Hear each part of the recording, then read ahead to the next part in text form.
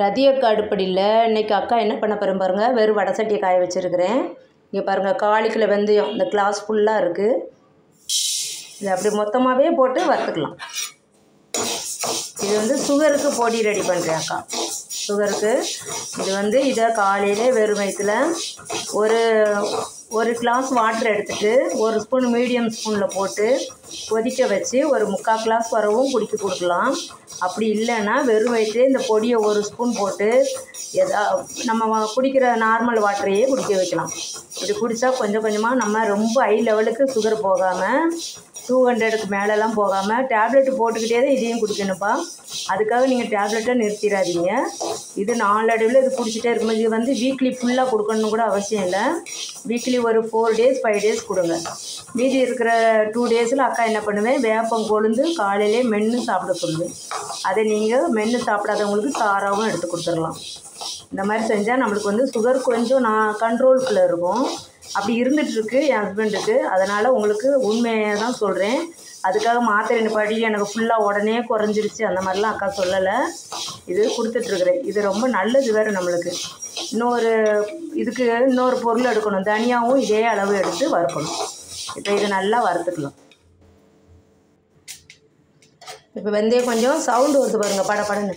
இந்த நேரத்துக்கு வறுத்துக்கோங்கப்பா. நம்ம வெந்தயம் போடும்போது என்ன நிறமாக இருந்துச்சு, இப்போ எந்த நிறமாக இருக்குது பாருங்கள். இந்த நேரத்துக்கு வறுத்துக்கோங்க.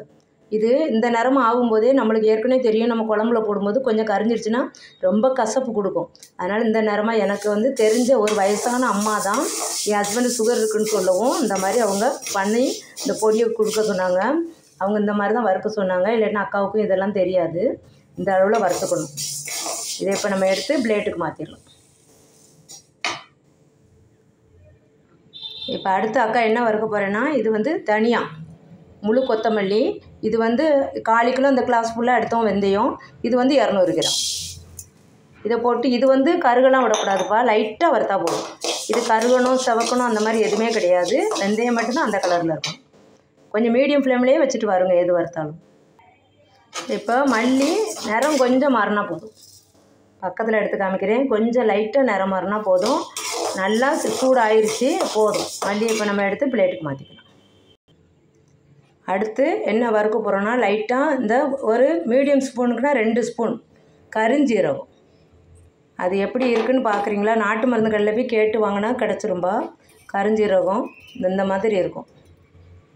நம்ம எள்ளு மாதிரி இருக்கும், கொஞ்சம் உருண்டை சைஸ் கொடுக்கும். எள்ளு சப்பையாக இருக்கும், இது கொஞ்சம் உருண்டையாக இருக்கும். நீங்கள் கருஞ்சீரகம் நாட்டு மருந்து கடையில் போய் வாங்கினா இது அக்கா வெறும் 2 ஸ்பூன் தான் போடுறேன்.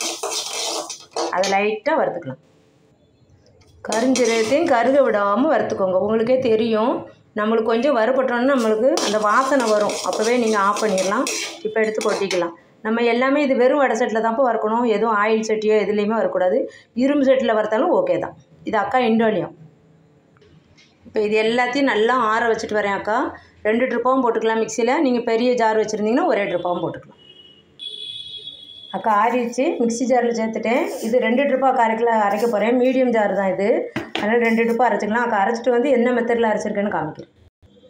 இப்போ எந்த மாதிரி அரைச்சிக்கணும் பாருங்கள். இந்த அளவு அரைச்சா போதும். இதை விட ரொம்ப நரன்னு அரைக்காதீங்க.